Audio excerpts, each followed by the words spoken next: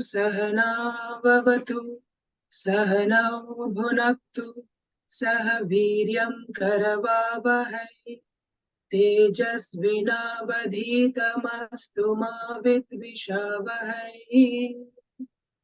Om Shanti Shanti Shanti. Samasta Jana Kalyane Niratam Karunamayam Namami Chinmayam Devam Sadgurum Brahma Vidwaram.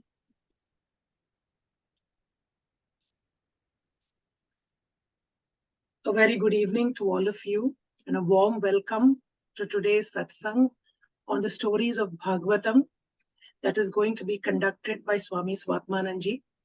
I don't think any of us over here now require an introduction to Swamiji, so I'm not going to get into the details of all of that. I welcome Swamiji, and I once again thank Swamiji for making time for us every day in spite of the busy schedule that we all know he has. Thank you so much, Swamiji, and I hand it over to you now.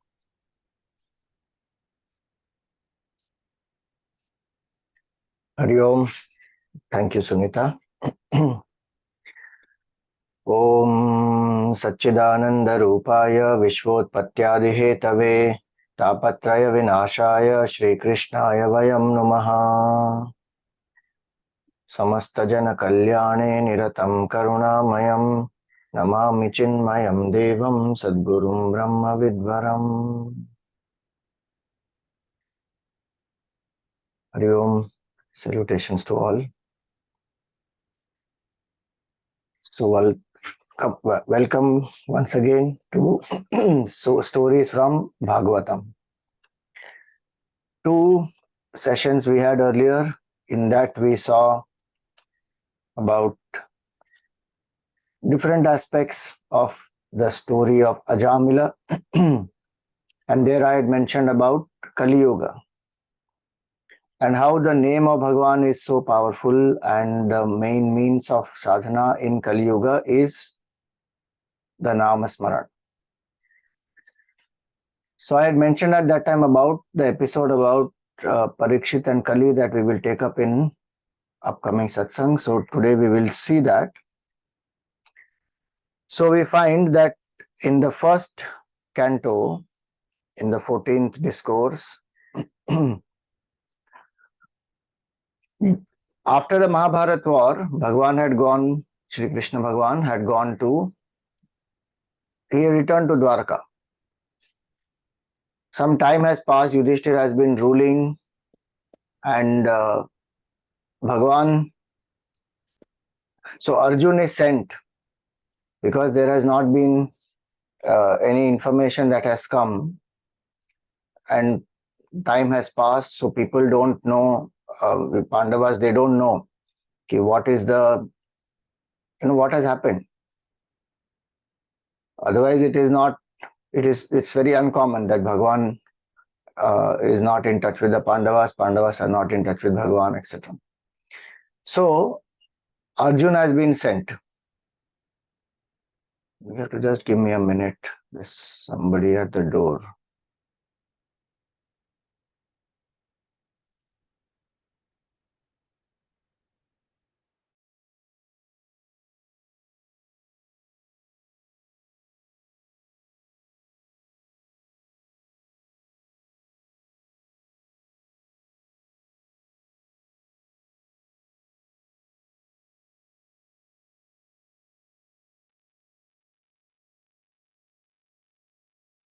Yes, so Arjun had gone there.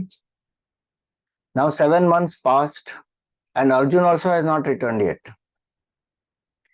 So in this 14th chapter we find that Yudhishthira is now concerned that what has happened. Arjun went there and he starts seeing various ill omens also.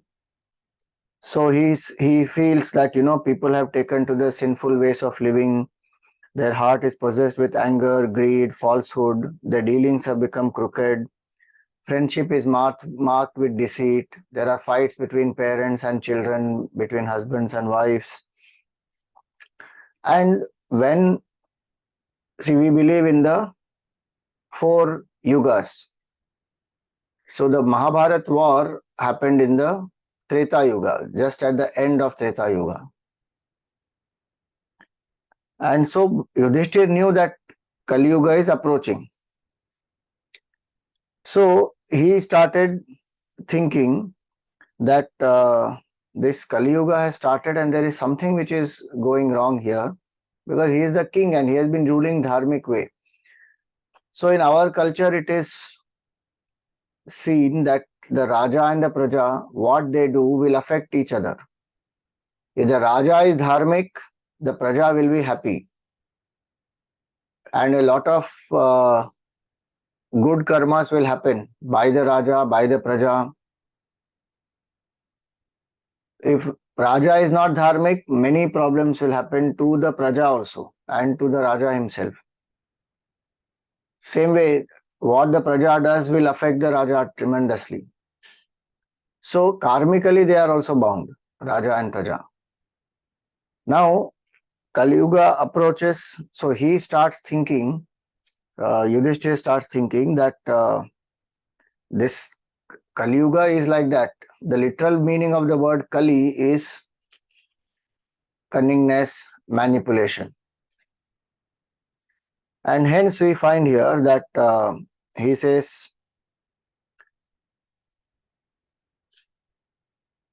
Nimittanyatyarishtani kale tvanugate nrinam lobhadya dharma prakritim drishtvo vachanujam nripaha. This is shloka number 5. So he saw that people's nature is completely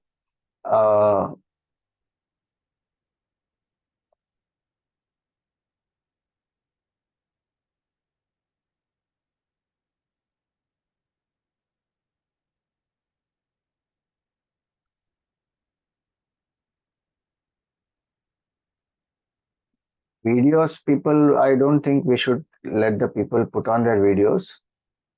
It distracts everybody. So let people's videos be off. Let the satsang just go on. Yeah. All right. So that people's minds are vitiated with greed and omens which are manifesting are indicating to him that there is some type of calamity which has happened. So he spoke to Bhima. And what does he say? That Arjun was sent to Dwarka to see our relations and especially to know about Bhagavan Krishna and to find out how Bhagavan is doing. 7 months have passed and why your brother has not returned, I don't understand. And then he says something very important. He also has done sadhana, he also is Dharmaraj. So intuitively he has certain grasp. So he says that may it not be that the time predicted by the celestial sage has arrived, Naradji had predicted, when the Lord intends to drop the body. And he had taken this body for Leela, for like a sport, to revive Dharma, to destroy Adharma. He took this body and now a lot of work has happened and maybe it is a time that Bhagavan has cast off the body. And so he says here that we owe everything to Bhagavan. Our fortune, our kingdom, our spouses, our life, the continuance of our race, our progeny, our victory, and our title to the higher worlds. All this we owe only to Bhagavan. Now he sees omens. So there is a science in our culture which is called as a samudrika lakshana also, and those are things which one sees on the body as well as around. Various signs will appear, and people will be those who are knowledgeable. They know how to read all this. They know to interpret some of these. So they lived much more in tune with nature. It is not a superstitious type of a thing where we say that, okay, some black cat crossed my path, so something evil is going to happen. It is not like that type of a superstitious thing. It is a proper science of omens, which when one knows to understand, then one can predict. Like, see, even in the um, so when tsunamis happen, this means when tsunamis are about to happen, what happens? Some of the sea creatures, they will behave in a different way. Some of the animals, they will run on the top of the hills and they will stand there on the mountains and they will stand there, deers and all of that.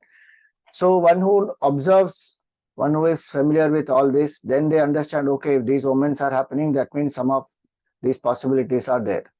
So like that, he describes many omens. So he says, observe the fearful portents in the heaven as well as on the earth. And what are they saying? That some calamity is near at hand that will distract our mind. So a list of omens is given here. I'm not going to go into the details of that.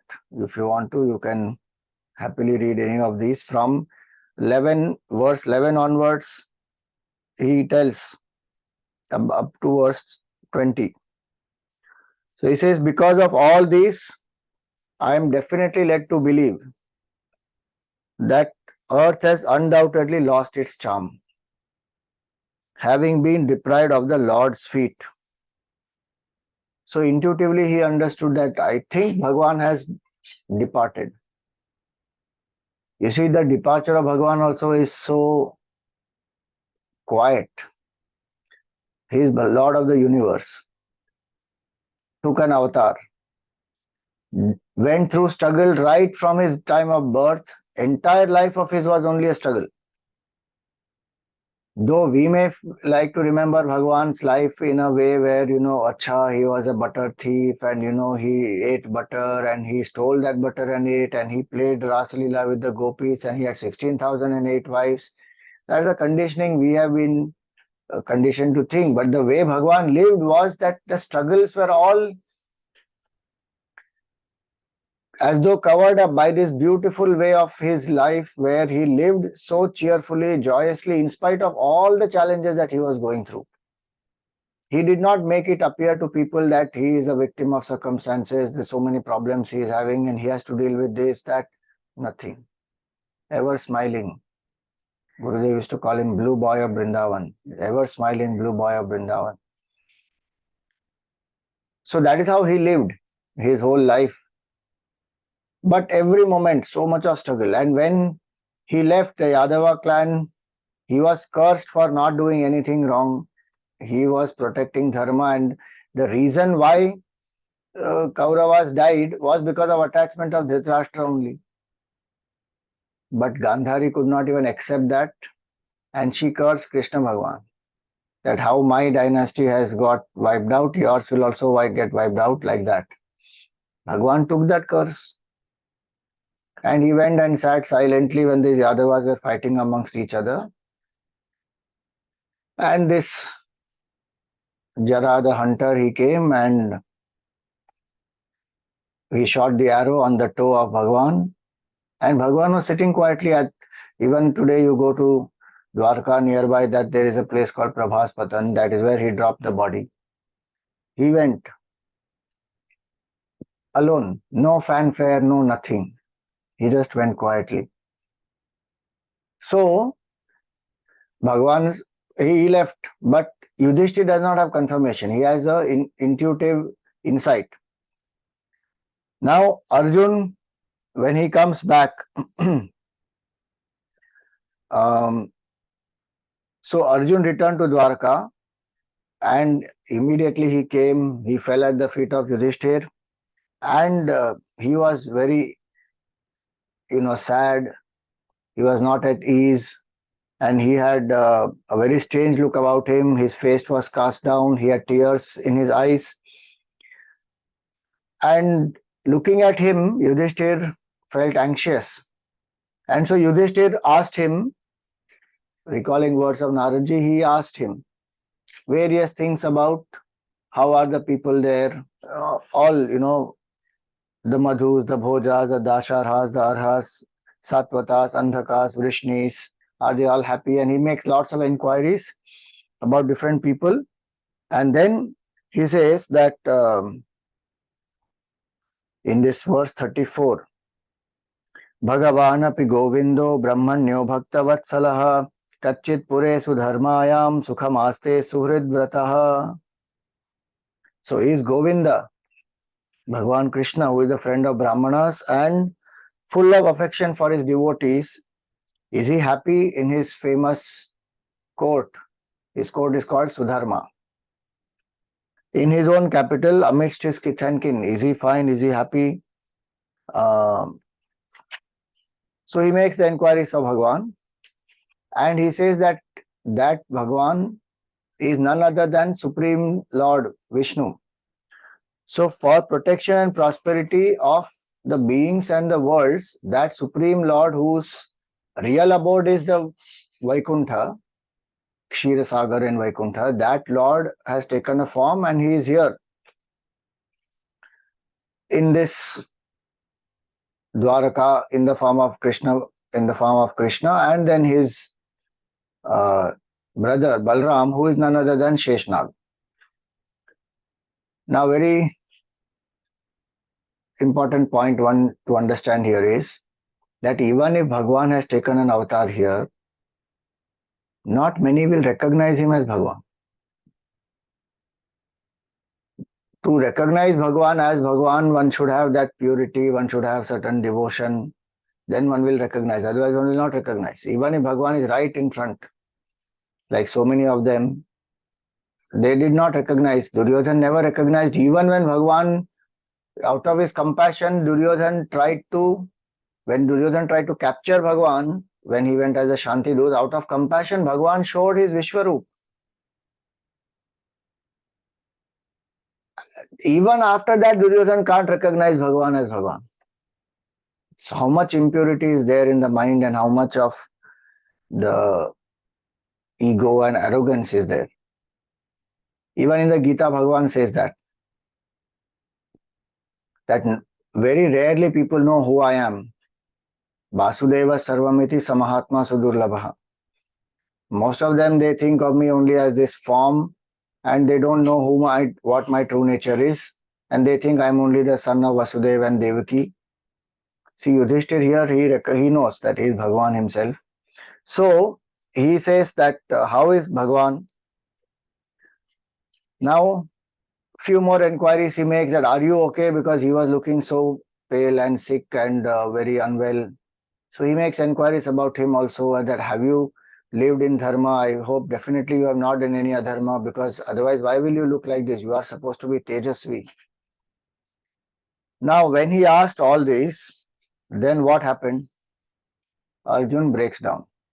So in this chapter 15, he says, Vanchitoham Maharaja Harina Bandhurupina Yena me pahritam tejo deva vismapanam mahat. So he says here that we have been deceived, O great king. By? Because Sri Hari, who appeared as a friend, who appeared as a relation to us, to me specifically, he says, has now robbed me of my mighty valor, which was once the wonder of even gods. Meaning Bhagwan left, and with him all my strength, valor, everything went. Then he goes on to explain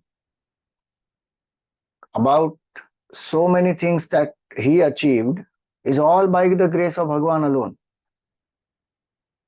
So the life of Pandavas, actually, if we see, is expressing the grace and glory of Sri Krishna.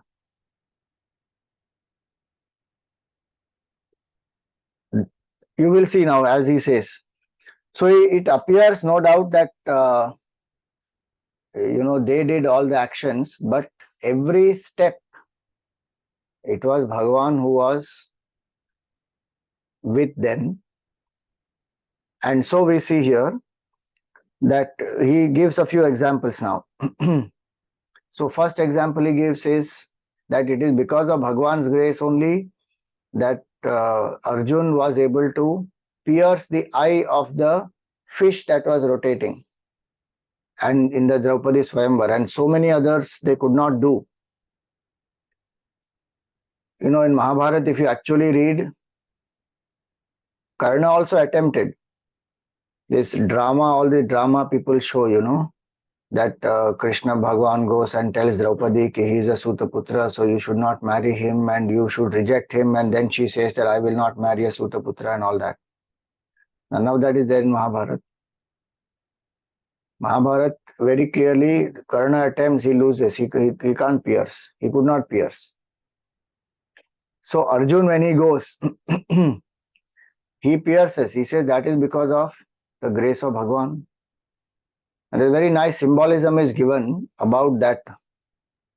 So that fish which is revolving, the symbolism given here is that it is the fish which is revolving, is the mind of ours which revolves in the world, thinks about samsara, goes on imagining various sense enjoyments, power, pleasure, all that is lost in that.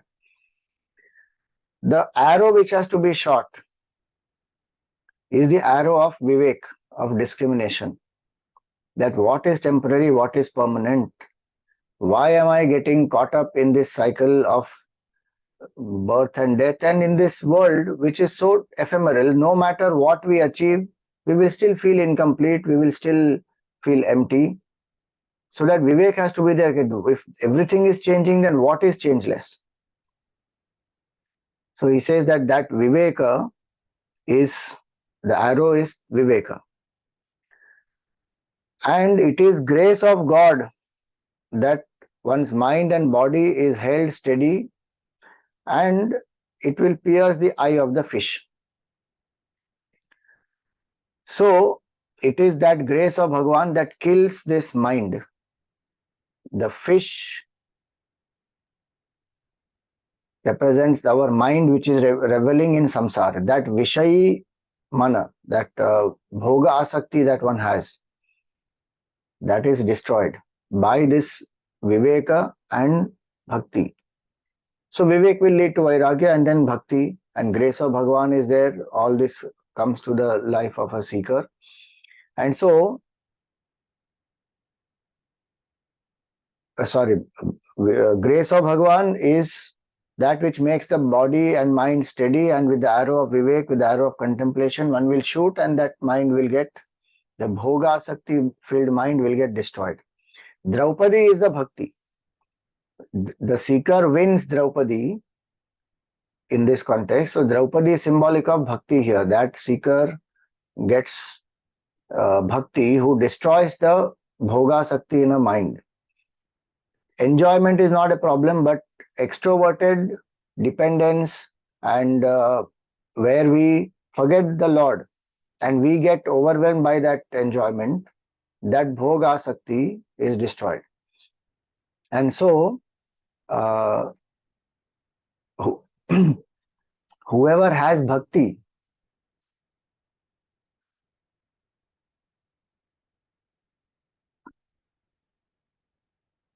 whoever has this bhakti, Bhagwan becomes his charioteer, meaning Bhagwan leads their life. There is a beautiful symbolism of the Swayamvar of Draupadi. And now if we look at the episode through this understanding, we will find that Arjuna was the only right candidate there. Because that much, so it's not a question of skill. Draupadi is not an ordinary woman. She is a Yajna Seni. She is born from Yajna, straight. And she has not gone through childhood and all that. She is born straight away as a woman who is born from fire. And so the mind which is pure, which is steady, which is single pointed, which is straightforward, which has destroyed its bhoga vasanas. That is the mind which attains bhakti through vivek, through sadhana. And bhakti, when it comes by Bhagwan's grace only. It cannot come otherwise. And bhakti comes with Bhagwan's grace, and bhakti makes Bhagwan the charioteer of that person. So our mind is led by what? We have to ask that question. Who is the charioteer of our mind? The driver of our mind? Does desire drive us, or does devotion drive us? What drives us? If desire only drives us, we will become victims of desire and go round and round in the cycle of birth and death. But if that desire is dedicated to Bhagwan and Bhagwan's bhakti drives us, that will liberate us. Bhagwan, when he drives the chariot, then the jiva is not working for the individual's desire fulfillment. The jiva is working for the higher purpose, doing the duties, and becomes free from cycle of birth and death. Even if that jiva, and the jiva gets everything. See, we feel that, oh, if we become devotees, then we will lose everything. No, if we become devotees, we will get what we have been missing by not being devotees. In the last verse of the Geeta, it is said or not? Yatra Yogeshwara Krishna, Yatra Partho Dhanurdhara, Tatra Shrihi Vijayo Bhutihi Dhruva Nitir Matir Mama. Where there is Bhagavan Krishna himself, and where there is dynamic man of action, who is Arjuna, there definitely there is prosperity, success, glory, fame, everything. Devotion is that missing link in our life, because of which we feel empty. Then we try to fill that emptiness with some people, something, some object, some situation, and then enjoy, and temporarily we feel some excitement that is also born from senses. Once the senses become old and they can't taste properly, they can't see properly, what more will we enjoy? We think right now the object is giving enjoyment. It doesn't give anything. That temporary pleasure also doesn't come from object, actually speaking. It comes because the senses are able to experience that. After some time, taste buds are not functioning properly, ears can't hear properly. So even if good sound and music and food and everything is there, what will we experience? You can't understand people what they are saying. Say, all the time we have to keep wondering and then nod the head, thinking they are saying something, but they are saying something else. We have understood something else, or we have not understood. What a pitiable condition that is. So Arjun says, I won Draupadi by the grace of Bhagavan Krishna only. Now you see, everything he recognizes now. See, he knew some things before also, but many things we feel only much later. And the reason why he recognizes all this, you will see when at the end of this entire narration he will explain. So he says Draupadi, he was able to win in this Swayamvar. Then he was able to conquer Indra, and even he gave the whole Khandav one.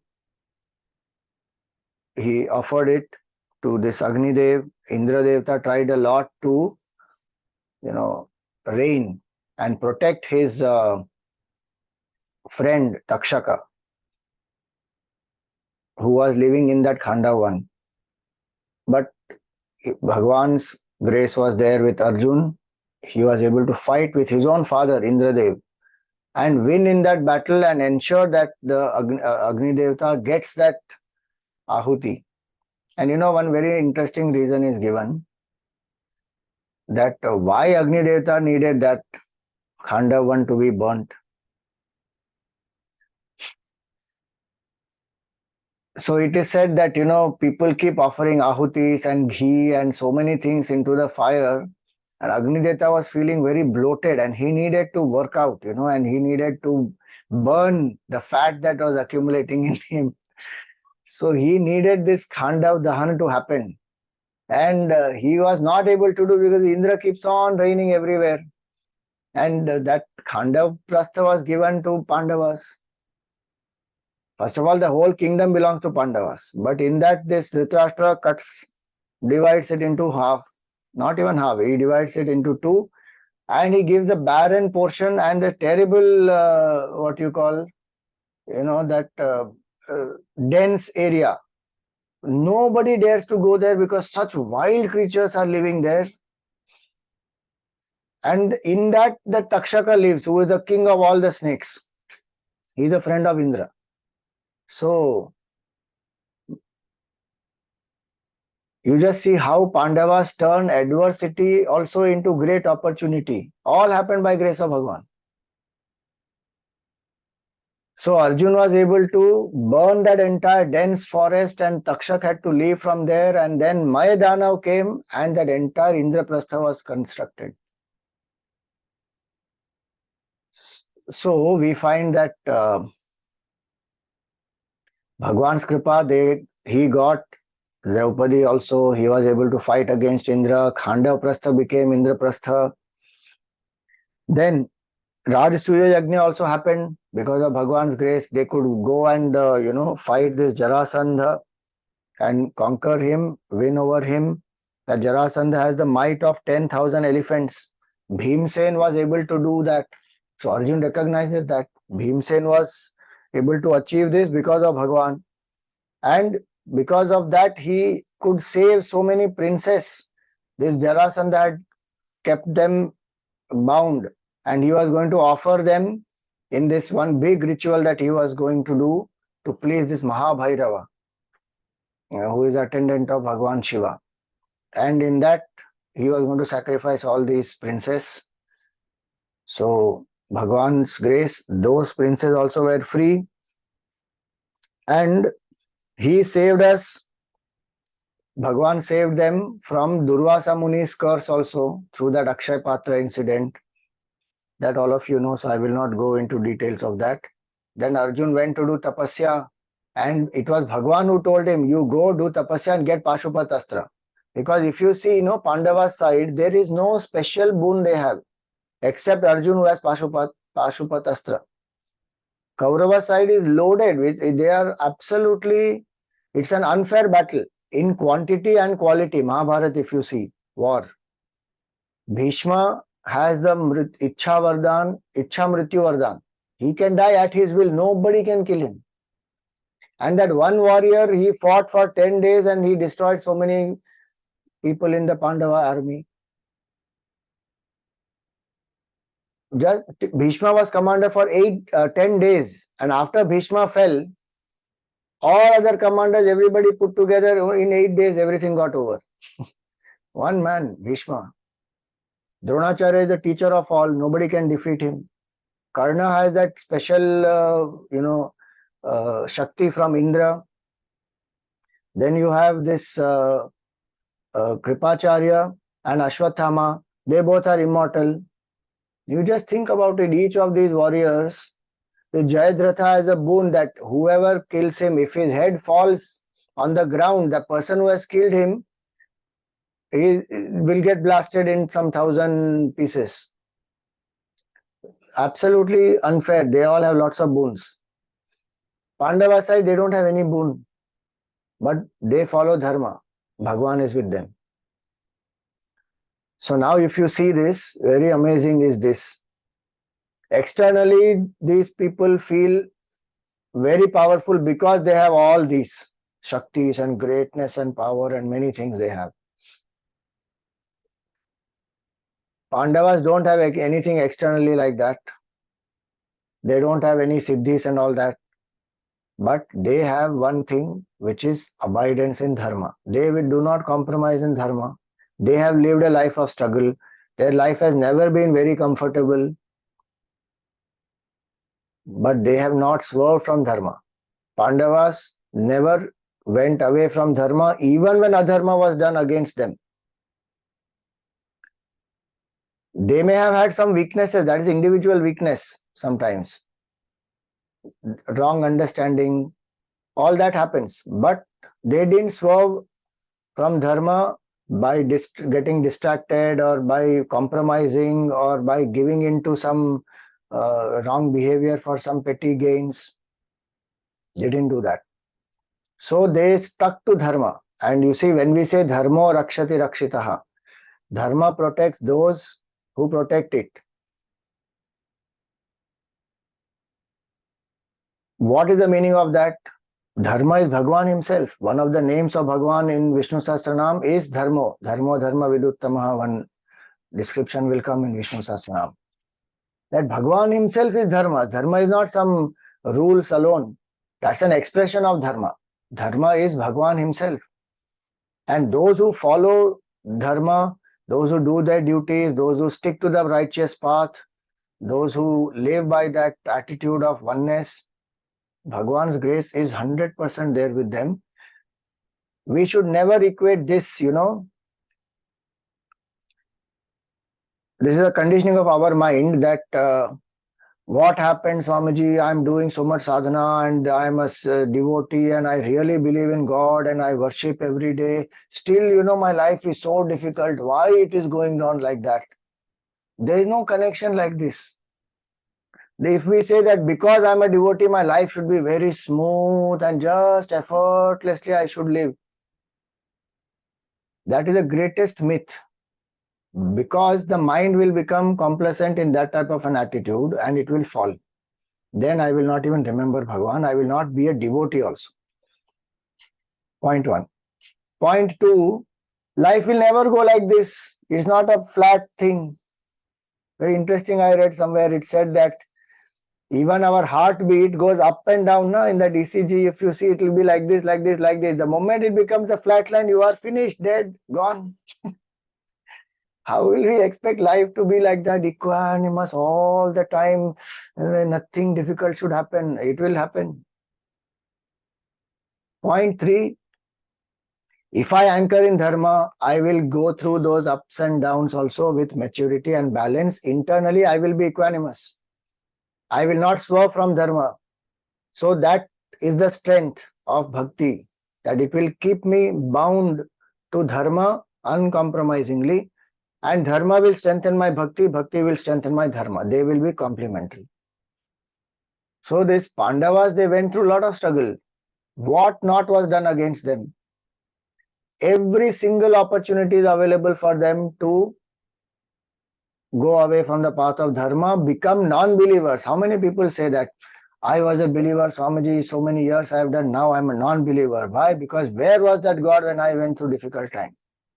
Why did that God do this to me? I don't like this. This is all humbug and created by these Brahmanas. They have written all these scriptures. There is no God at all. If that God was there, I would not have gone through difficult time. That only shows that my bhakti was not strong. Prahlad went through what trouble? Did he say any of this? So many devotees, Pandavas went through all this trouble. Forget devotees, Bhagwan himself goes through trouble. Now what to talk anybody else? We just saw Krishna Bhagwan's life is full of struggle. Where are we living, in which utopian world one lives that the life is always going to be smooth all the time, everything, and then my bhakti gives smooth life. The who told that? That is our conditioning. Bhakti gives strength to face challenges of life. Because life is like that, it is ups and downs, and life is unfair only.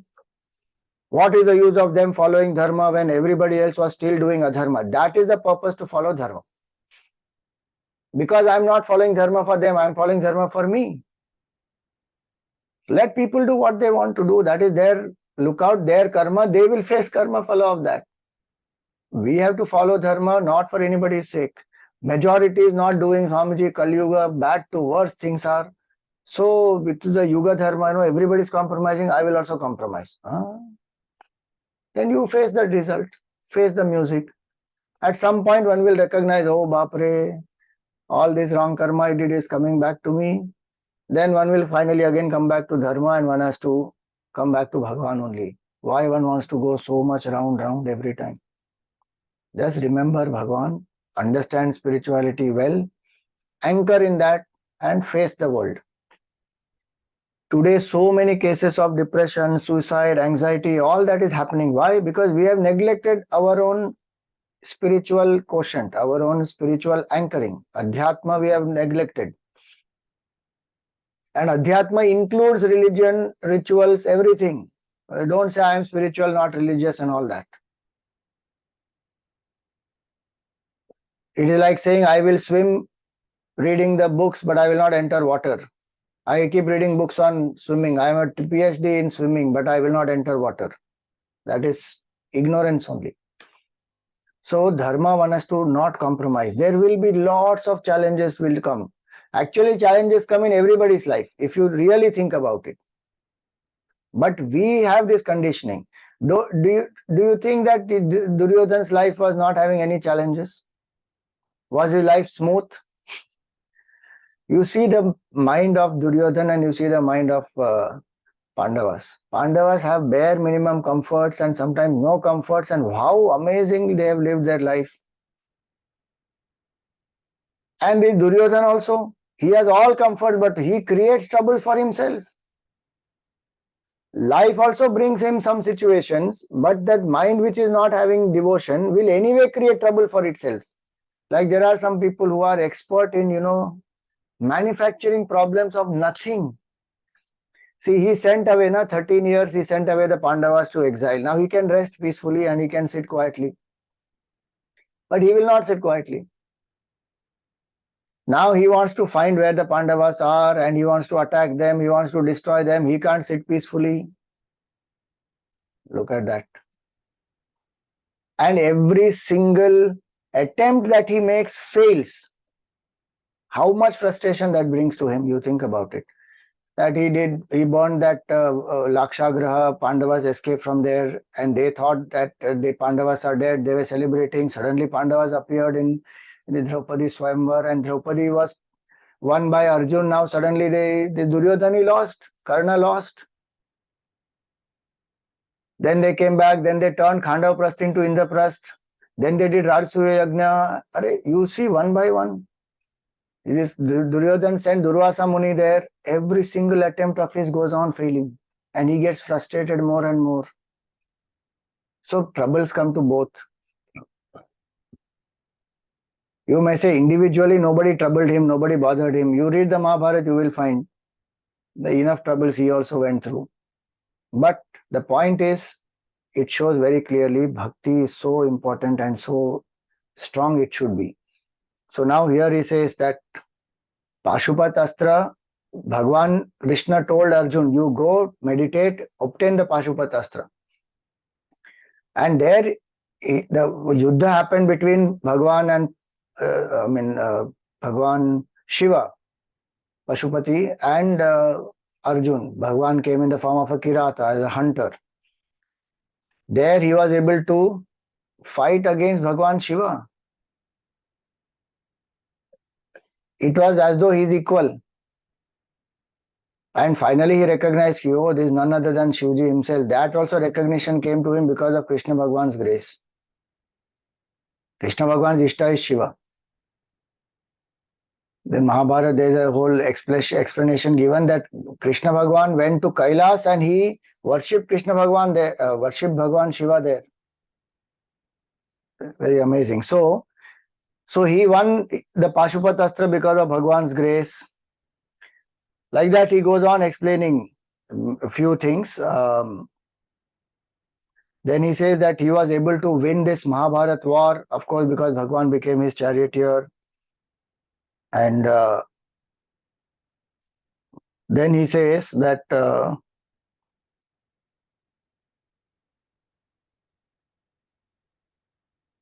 he explains the whole the challenges in the Mahabharata war, that how he was able to cross over all this by the grace of Bhagwan Krishna.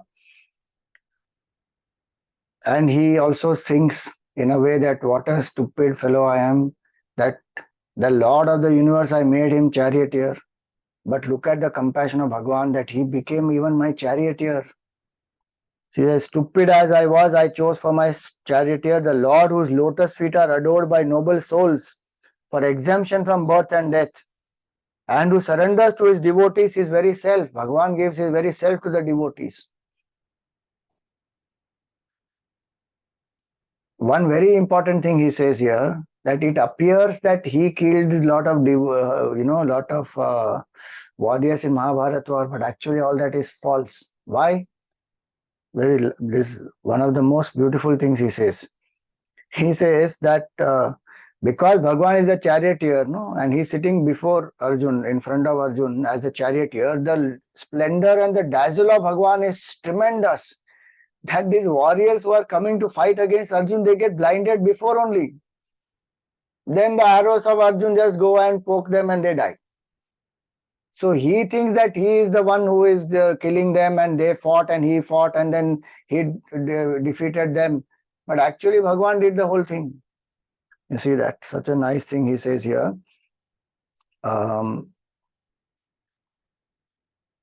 Dazzled by his glory, great Maharathis who are arrayed against me could not strike at me, even though I stood on the ground, my horses being exhausted. The jokes of Madhava brightened with his hearty and charming smiles and his captivating manner of addressing me as the son of Pritha stir my heart to its very depth. While he is riding the chariot also, he was smiling and he used to keep Arjun very in high spirits, because you see, he's fighting his own people. You just look at the compassion of Bhagwan. He's fighting his own people and he has to kill his own people. Bhagwan knows how difficult that is and how much sadness he will go through. So he keeps him cheered. What that Bhagwan has not done? You think he became the charioteer and everybody sleeps after the sunset is over, they eat food, they rest. But that Lord of the universe is massaging the feet of the horses, removing the arrows, applying medicines, giving them a bath. 18 days, 18 nights, what Bhagwan did. Then he says that Arjun feels that he is the Lord of the universe, but I treated him as my equal and he never, felt that I am being not given the due respect. He was so friendly.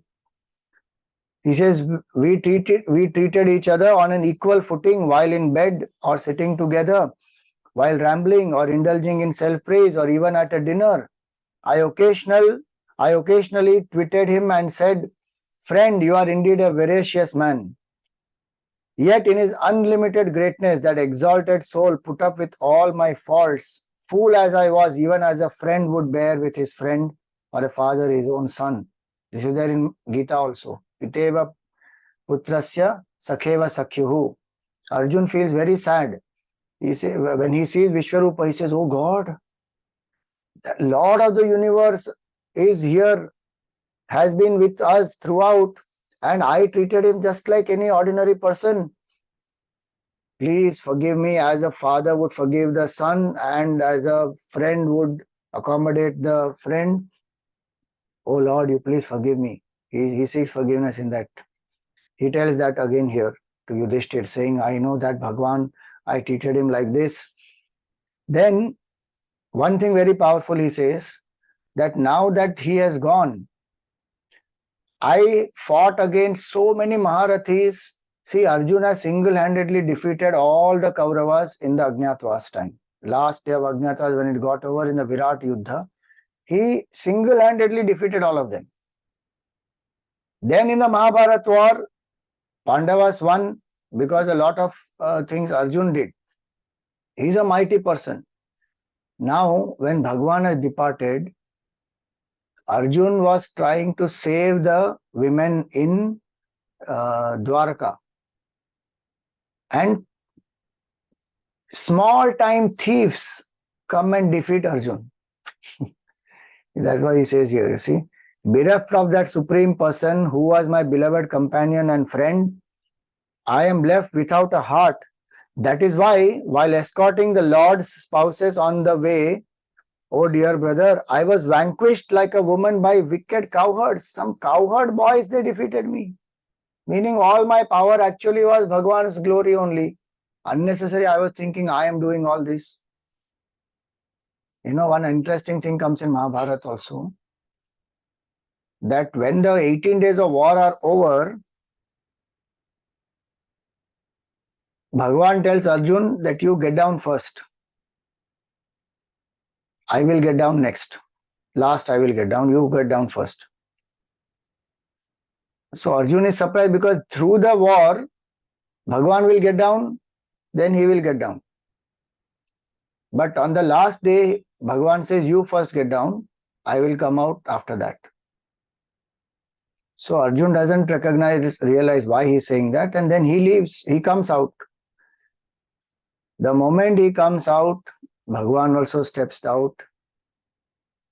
Arjun suddenly sees that entire chariot was filled with arrows. It was completely destroyed. That whole, and it's not an ordinary chariot. It is a chariot given by this Chitraratha to Arjun. It's a divine chariot. That is fully pierced by arrows.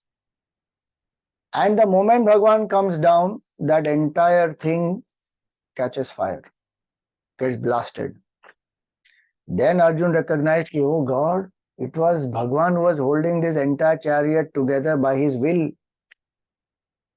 And in South India, I don't remember the place, there's a fantastic temple, a very unique temple, where Bhagwan Krishna is in the form where all arrows have pierced him. His whole body is pierced with arrows. That is the form which is signifying the compassion of Bhagwan. That Bhagwan, for 18 days, he took so many arrows on himself and nobody knew. He held the whole chariot and he himself is pierced with lots of these arrows as though, and he has saved Arjun. So that is one beautiful depiction there. Ki this is the Lord who is full of compassion, who saves the jiva.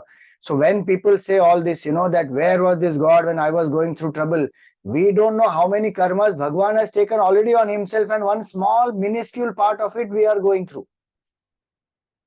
We don't understand the compassion of Bhagwan. He is a karma phala data on one hand, but he is also karunamay on the other hand. He doesn't want jivas to suffer. The jivas are like his children. And he has given freedom to them. They will make mistakes. He will get the karma phalas will come to them. But Bhagwan will protect them also. In spite of all that, like a parent will protect the child or not. The child is given the freedom. Child does something wrong. Child will go through some trouble. Parent goes to save and help and protect. Bhagwan is the one who is a Lord of the entire universe. Pita hamasya jagataha mata dhata pitamaha, it says in the Geeta.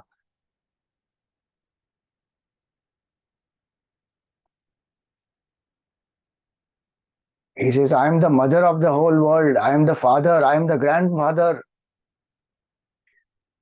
So if we recognize, in the Gita again he says, Suhridam sarva bhutanam dhyatva mam shantim richati.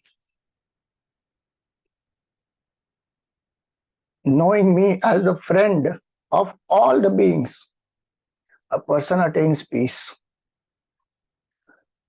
So one should think, understand who is this Bhagwan, how much his compassion is there every minute.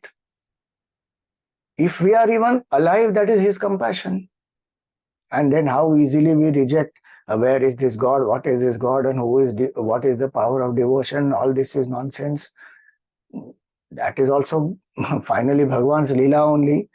But how much we miss, you think about that, how much we miss out when we go away from Bhagwan.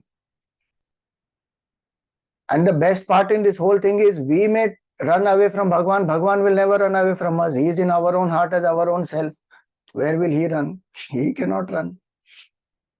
So our Gurudev used to say that how much ever you try to hold on to the world, it will slip from your hands. And how much ever you reject God, he will never leave you.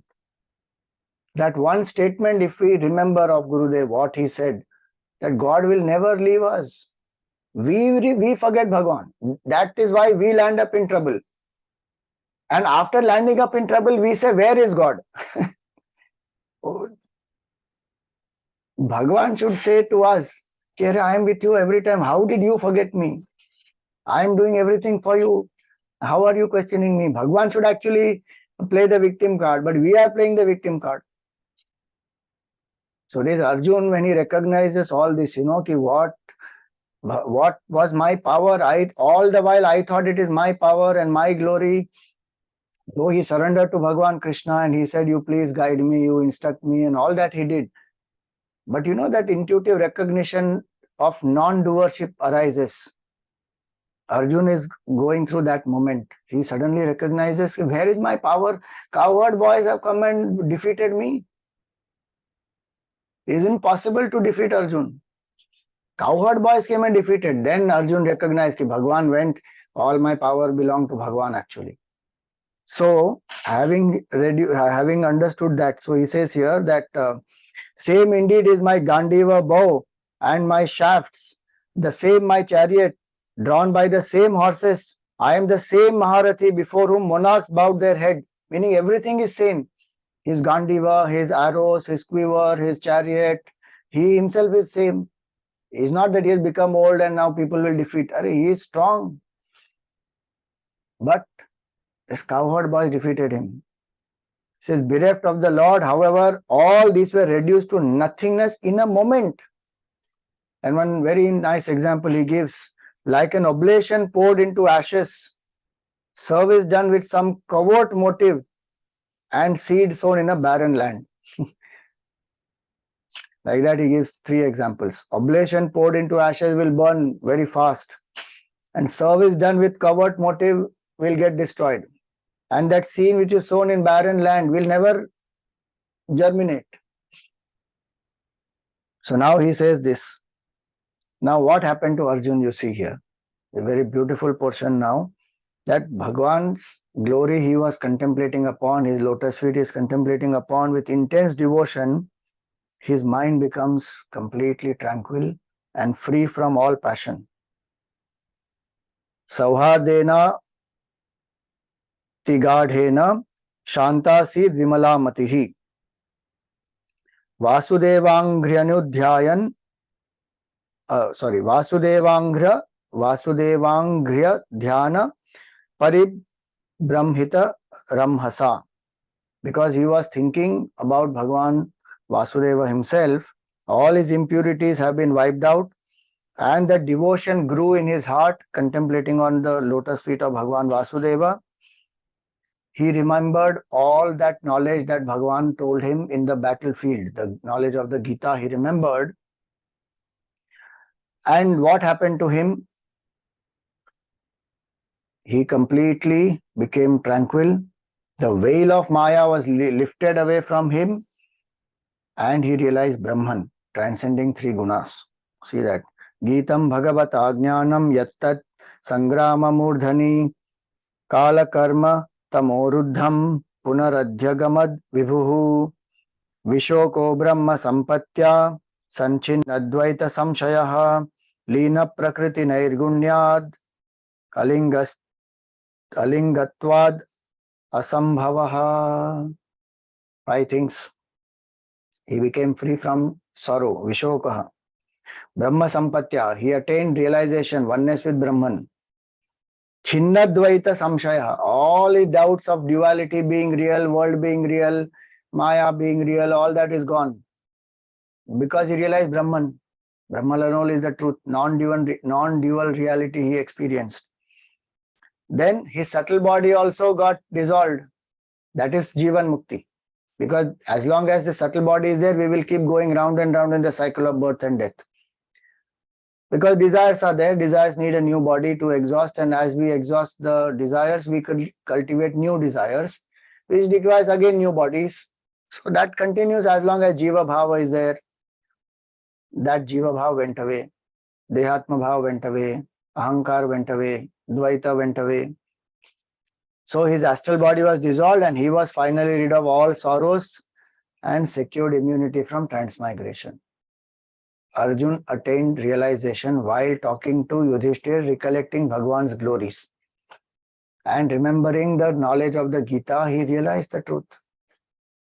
Just think, Karma Yoga purified his mind, devotion he had, and contemplating on Bhagwan, recognizing that I am nobody, Bhagwan alone did everything, he realized.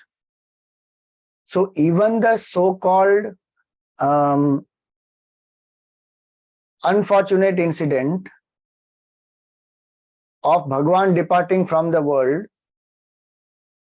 the departure of Bhagavan also blesses Arjuna with the realization of the truth. Now that's the glory of Bhagavan. Think about that. No doubt one will miss Bhagavan and one will say, Arey, Bhagavan's form is not there and we will really miss, and all that will come now. But Arjuna realizes the truth after Bhagavan's departure. So in the Geeta, when he says, Nashto moha smritir labdha karishe vachanam tava, that I have, my delusion is destroyed, I got back my memory and I will do what you have said. In that context, we may understand that his delusion about should he fight or not, that has gone, and he again got back his memory of his Kshatriya dharma, which is very clear to him now, and he will do his duty. So he went ahead, did the duty, fought, won the war, protected dharma. Some people say that it also means Vedantically that Nashto Moha means his delusion got destroyed. Smritir Labdha means he started remembering, meaning he started intuitively realizing I am that self. And then he got established in the truth. Whichever way one says it. Here in Bhagavatam it is said after Bhagavan's departure he gets the realization. So this is the background which I have given today. Then next class we will take up about the episode about Kali and what, why Parikshit Raja spared Kali. The whole thing is background for that. All right, so today we will stop here. When is the next class? Okay, so the next class is Saturday. 5th and 6th are our next two satsangs, August 5th and 6th. Yes. Okay, so Dimpleji, anything you want to conclude? Yeah, you are co-host. You can on the video that.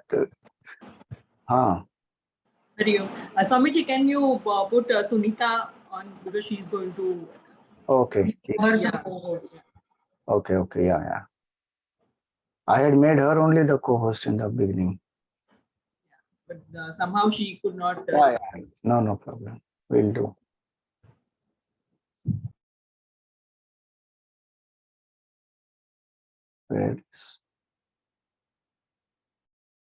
Where is her? She's not there. No.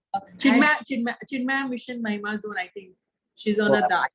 On that. Okay. Yeah. I'm searching Sunita. Okay. Right. Yes.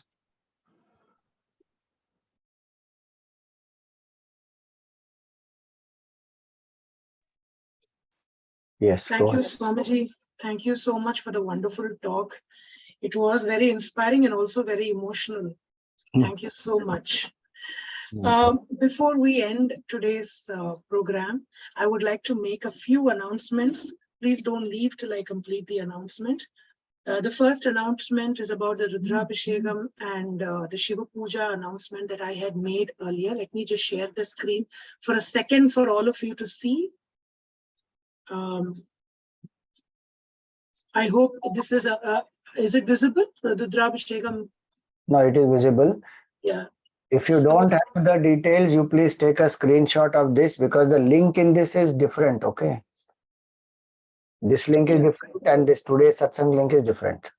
Yeah. So please make a note of this. That's 24 July, Rudrabhishekam is completed.